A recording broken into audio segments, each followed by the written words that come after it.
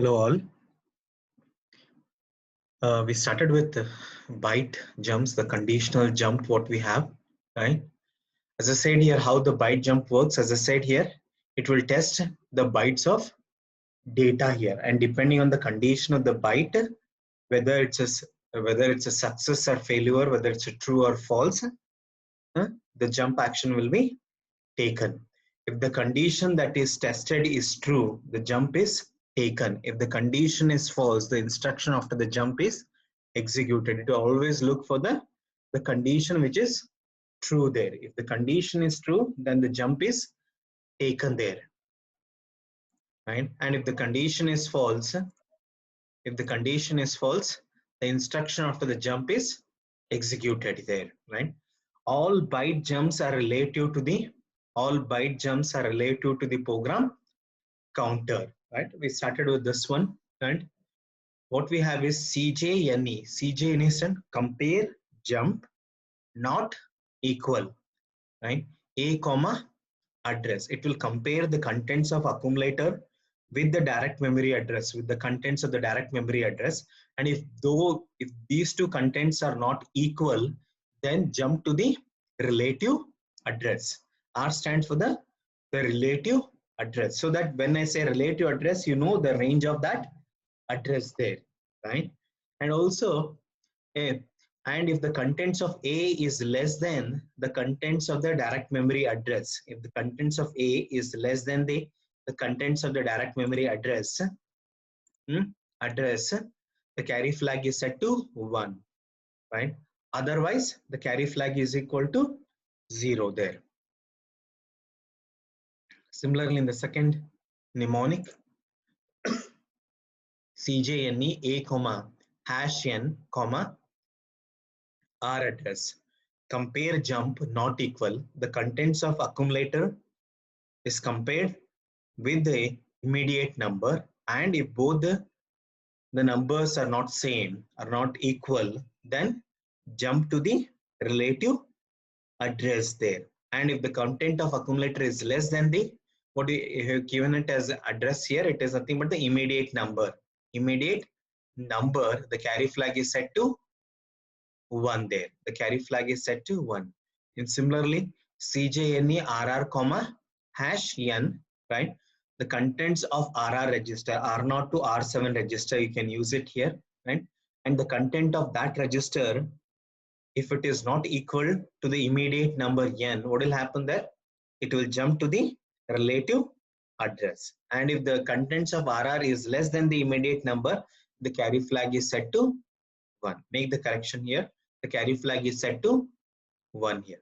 Next, what we have CJNE @RP comma hash n here. Now, what it does here, it will compare the contents of the memory location which is pointed by RP register. Whatever the content you have it in RP, that will act as a memory location. It will go to that memory location, and whatever the content you have it in that memory location, that content is compared with the immediate number, and if the content is not equal, it will jump to the relative address which is specified as part of the instruction there, right? And if that content is less than the immediate number,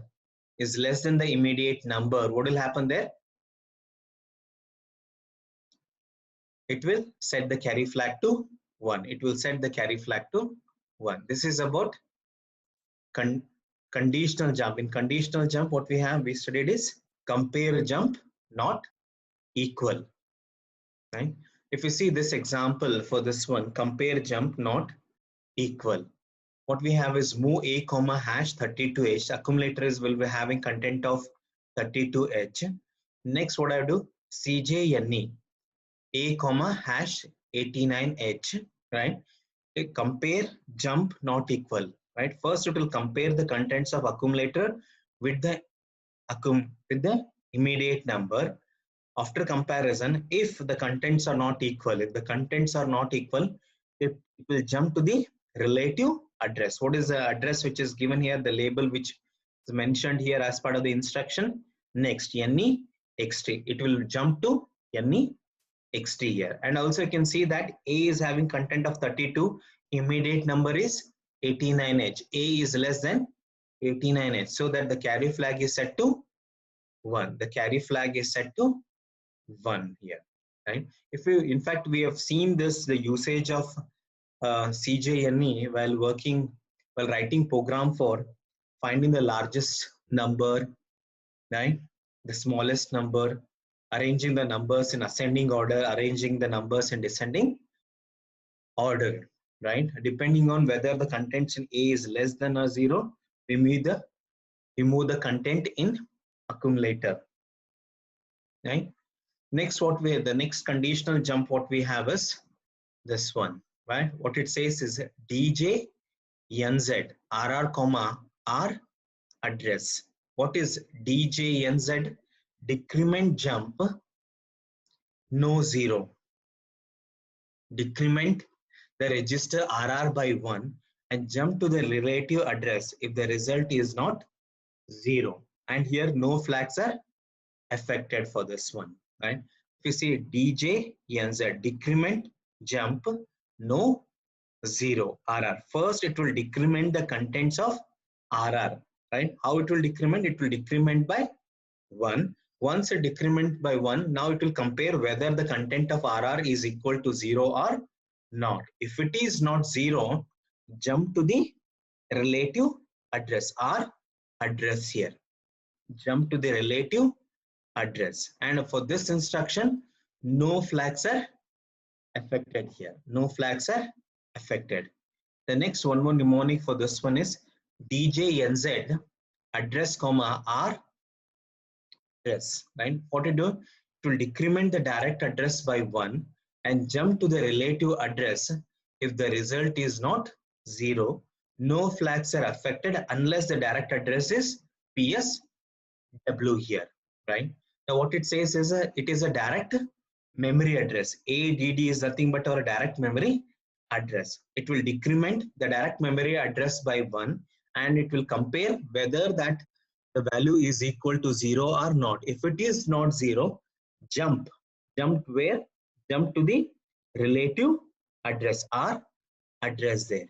And also if you see that because of this instruction, no flags are affected unless if the direct address is that of the PSW, program status word, right? Because since it is also, we studied of the 8015 programming model, we know which are the register, the special function registers we can directly mention using direct memory address there, right? And unless until it is PSW, no flags are affected here, right? What, as I said, DJNZ is the stand for decrement the contents of the register and see whether the contents of RR is equal to 0 or not. If it is not equal to 0, jump to the relative address. Similarly here for the direct address, right? We'll see this example what we have. Decrement jump no 0. Decrement jump no 0. What it says is move a comma hash 00 H what we have, right? So that the accumulator content is set to 0. That's what we're saying. Clear accumulator. Move R2 comma hash 10, right? Load counter R2 is equal to 10 here. In hexadecimal, as we know that the R2 will have a value of what now?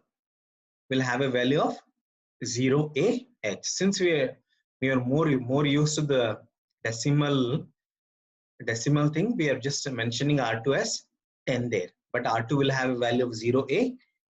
We know that because there is no suffix which is mentioned there, right? Next, add a comma hash 03, right? Accumulator content was before 0. Now we are adding 03 so that the accumulator will have a value of how much? 03H. 03H. Now what we do? Decrement jump no 0 R2 comma again. What it says here? First decrement the value of R2. R2 is having a value of what now? 10. Or R2 is having value of now what? 0A. That is a decimal. That is hexadecimal equivalent of 10 there, right? 0A. If I decrement that by 1, what will be the value which is stored in R2? it will have a value of what now? 0, 9. And 0, 9 is not equal to 0. Since it is not equal to 0, where it has to jump? It has to jump to relative address. What is the relative address label which is given as part of the instruction? It is given as again. It will jump to again there, right? Again add a comma hash 03. Accumulator was having a value of 03. Again you are adding 03 so that accumulator will have a value of 06 now. Again what you do, it will go to the next instruction. Decrement jump no 0. R2 value will have a 08. It will decrement by 1. It will have a value of 08. Again 08 is not equal to 0. Jump to again, that is the relative address. It will jump here. It will jump here. Again add a comma hash 03. How many times this set of instructions will be executed here? Because R2 is having a value of 0a, that is decimal 10. So that these two instruction add a comma hash 03 and this instruction will run for 10 times, right? And when the value is set to 0, when we decrement the value and R2 value is equal to 0, what will happen? Since the R2 value is 0, it will come out of this loop and right, and it will execute the next instruction. Which is the next instruction? We have move R5 comma a. After adding the contents 03 10 times to the accumulator, that value whatever we have it in accumulator, that will be moved to R5 register. Now if you see this one, we understand what is loop. We know that repeating a sequence of instructions a certain number of times is called a loop, right? Repeating a sequence of instruction. If you see this, the sequence of instruction, what are the instructions we have? Add a comma hash 03 and this one. These two instructions are executed how many times here?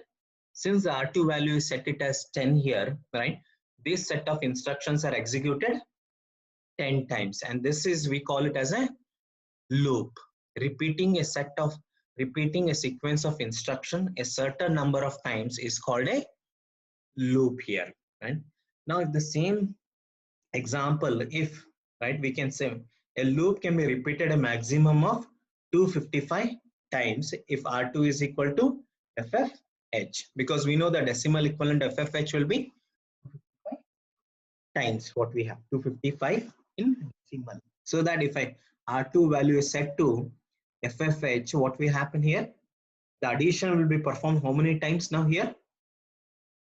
255 times here, right? Or else this set of instructions are executed 255 times here. Depending on the value what we give it here, the number of times the loop is executed depends, right?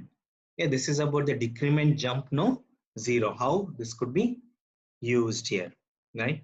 And also if you see the programs what we return, right, we've used decrement jump no 0 to set the counter, because if you see whenever we wanted to count the number of ones and 0 in a given 8-bit number, we set the counter as 0 8 there, right? And we went on decrementing the value of that. We decremented and we compared with 0 whether it is equal to 0 or not. If it is not 0, again go and see the next bit whether that bit is 1 or 0 there, right? If you see one more example on decrement jump no 0 here. Now if you see that what we have done is, right, if we see in the previous example, if I set the R2 value as FFH, the loop was executing 255 times there. But if I want to use, right, if I want to have to execute this loop more than 255 times, or 250, 0 to 255, right? That's what it says, right? Now what you do there now? What you do there? 256 times, more than 256 times. Here we use something called as a nested loop, so that we set two counters now. We keep it as two counters for this one. What we do is move a comma hash 55h, so that accumulator is having a value of 55h. Move R3 comma hash 10. R3 is having a value of 10 there, right? Next, what we have, move R2 comma hash 70, right? It is, if you see this, why I've given this is 70 is decimal, and this is again decimal 10 what we have it. Now a complement accumulator, CPL A, complement the contents of accumulator, right? Before it was 55 and complement that value and store that value into accumulator. Then here what I'm doing, decrement jump no 0 R2 comma, again what it says, first decrement the value of R2, right? If I decrement the value of R2, it will be 69. We'll consider that as a decimal. And here the hexadecimal equivalent will be stored in R2. We know that, right? Since we are used to decimal this thing, I'm just taking the value what will be stored in R2 will be 69 there, right? Since 69 is not equal to 0, we go to again and again complement the contents of accumulator, right? Again it will come decrement jump no 0 R2. What is the value we had? R2 was 69. Decrement by 1, it will be 68, right? And 68 is not equal to 0. Again go here, right? Continue that loop, execute the same set of instructions. How many times this set of instructions will be executed here now? 70 times, right? That's the reason we have given it as decimal, so that we can easily understand how many times this loop has executed. The set of instructions are executed. The set of instructions executed is 70 times. Next, again what we have, decrement jump no 0 R3. R3 is having a value of 10. If I decrement that one, the value will be 9, and 9 is not equal to 0. You say where it has to jump now? It has to jump to the label next. Where is the label next? Here. Move R2 comma hash 70h. If you see this one, what is happening is that if I use only R2 hash 70 here, this set of instructions were executing only for 70 times, right? Since we have nested loop here, right? Now what is happening? This is 10 times here, right?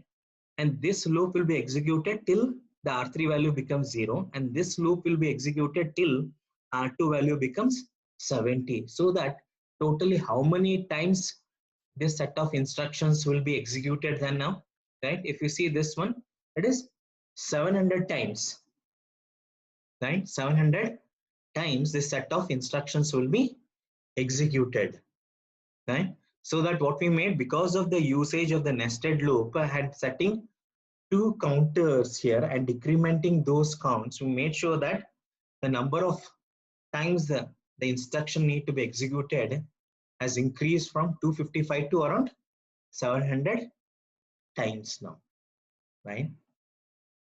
Normally we can use this one for writing the loop. Maybe we have a program where the microcontroller or my embedded system is waiting for some event.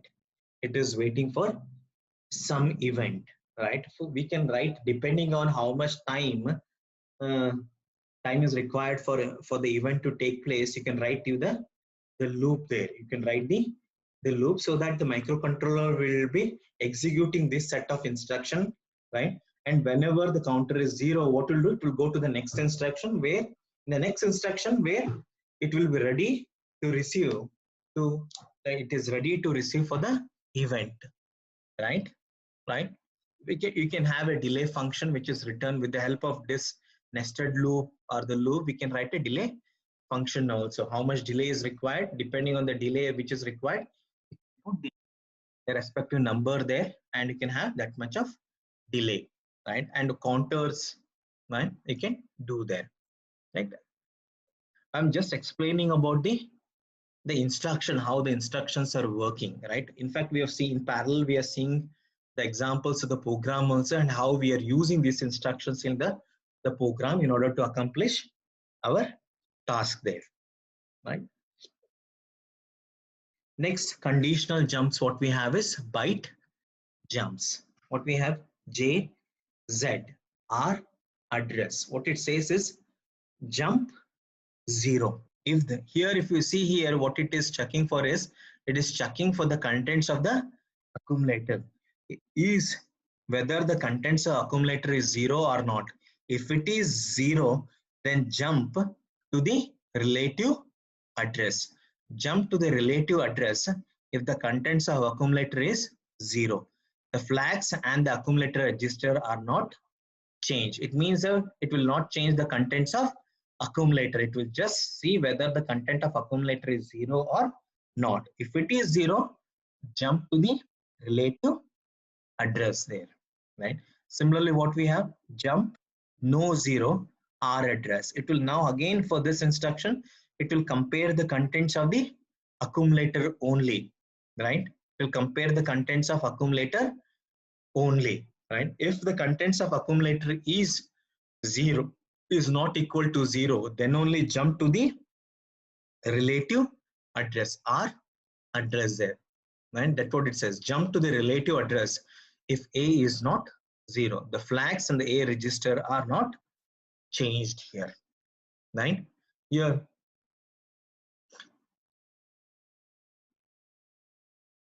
if you see with the example for jump 0 here, if you see this instructions what we have, right? Here it was decrement jump no 0, right? It was looking for the contents of R2 here. It was looking for the content of R3 here, right? Here again it is decrement R2. It was looking for the contents of R2 here, right?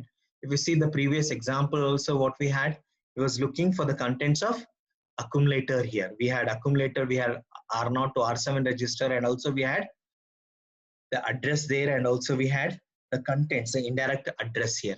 But when it comes to jump 0 and jump no 0 here, what we have, it will always compare the contents of accumulator and it will check whether the content of accumulator is 0 or not 0. If it is 0, it will jump to the R address, and if the contents of accumulator is not 0, jump to the R address here, right?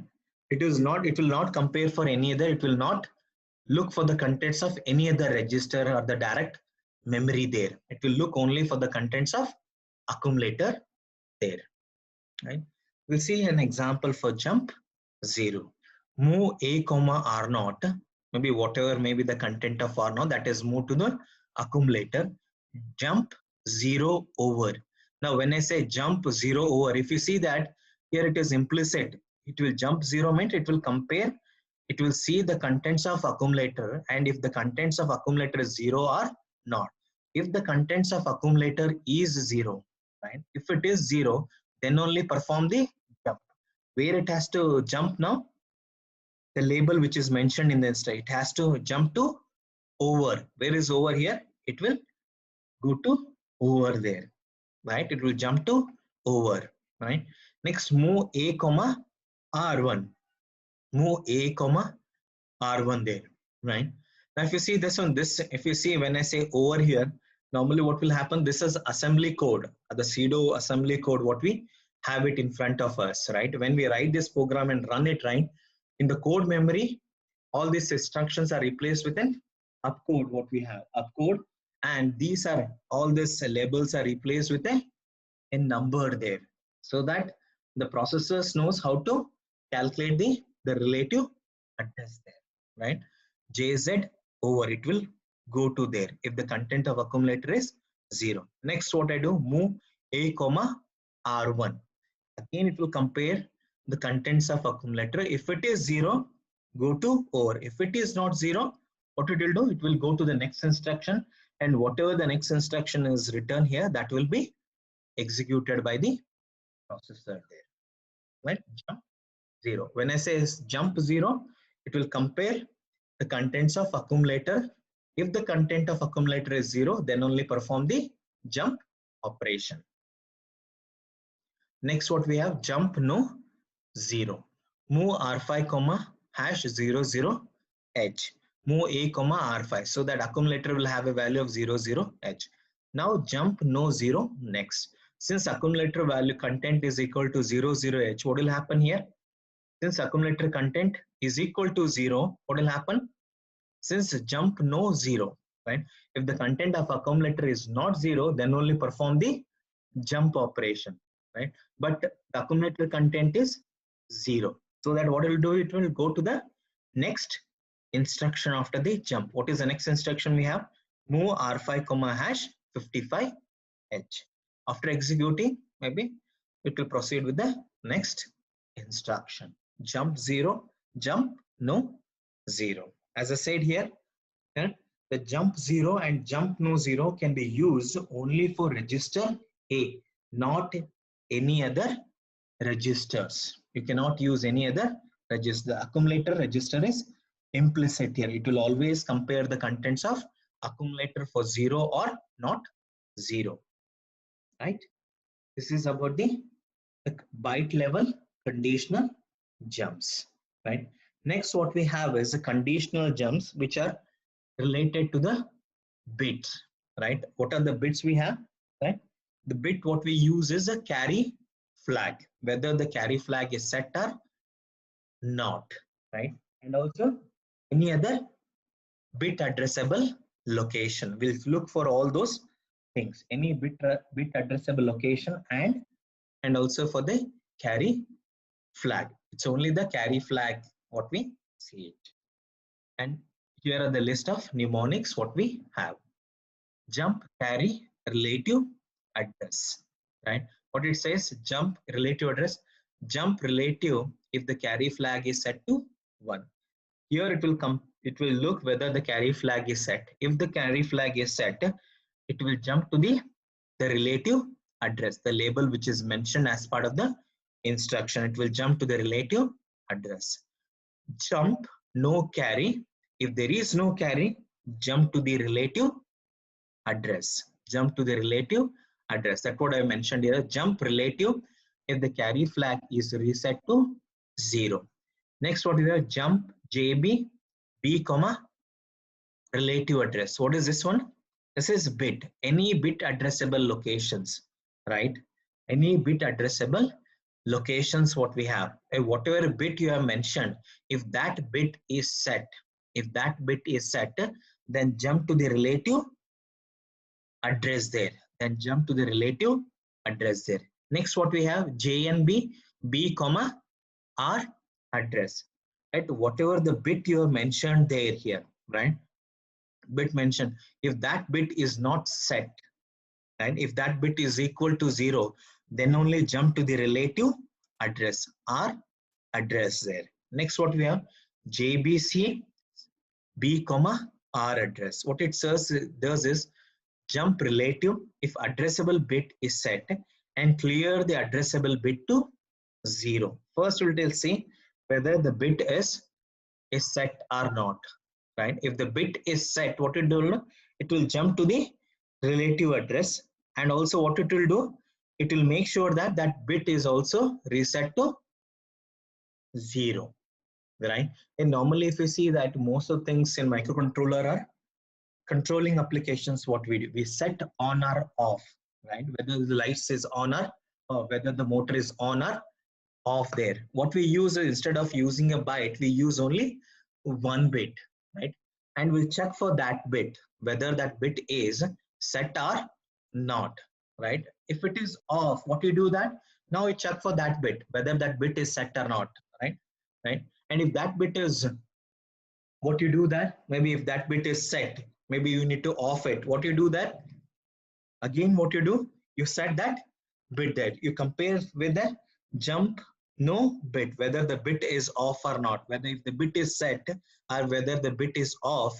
What you do in the next instruction, what you do, set B there, so that you set that bit on, so that if the lights are off, you make sure that the lights are on there, right? This is how you use these bit addressable instructions, the jump, which are related to the for setting and resetting the bits here, right? Okay, this is about the conditional jumps which are dependent on the bits. As you see, as I said here, we look for only the carry flag and any other bit addressable locations, right? We are not looking at auxiliary carry, not the parity flag or the what are the overflow flag here. What the jump what we have is only dependent on the carry flag. We have instructions only which look for the carry flag here, right? We'll see this example, right? How jump no carry, right? What we have is move a comma hash 00h, move r5 comma a, the content of accumulator is moved into r5, right? So that you clear r5 because accumulator is 0, r5 will have a value of 00. Add a comma hash 79h, so that accumulator will have a value of 79h. Jump no carry n1. Now what happens when you perform the addition? What is happening is, if it is greater than 8 bits, if the addition is greater than 8 bits, what will happen? It will generate the carry there, right? Now what is the resultant of 0 plus 79? It is 79h. So that it's not greater, what will happen here? The carry flag will be 0, right? Since it is carry, what it says, jump no carry n1. Since there is no carry which is generated here, it will jump to the location n1. Where we have n1, n1 is mentioned here. Add a comma hash 0fi h, right? Now it will add with the contents of 0fi h, right? Now what will happen here? Now the resultant is greater than, the resultant sum is greater than 8 bits. What we have, it will have 6e here, so that the carry flag is set to 1. The carry flag is set to 1. Now what we have instruction JNC n2, jump no carry. Now here jump no carry, what will happen? To look for the carry flag. As you can see here, because of the addition, the carry flag is set to 1 here, right?